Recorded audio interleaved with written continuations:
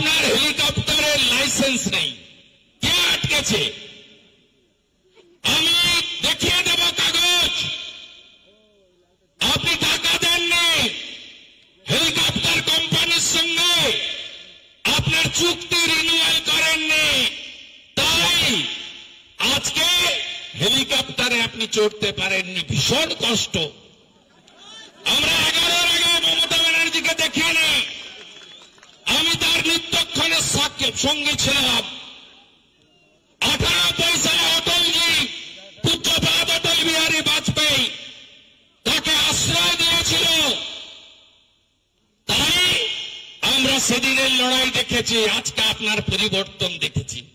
একদিন হেলিকপ্টারে চড়তে পারেননি, তার জন্য এত দুঃখ, এত কষ্ট, এত বেদনা। আর আপনি বলেন মামাটি মানুষ, কেন আপনাকে হেলিকপ্টার চড়তে হবে? আপনি তো আগে হেলিকপ্টার চড়তেন না।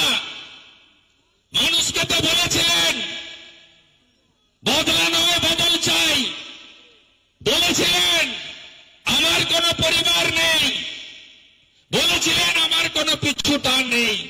এখন তো সব উল্টে গেছে।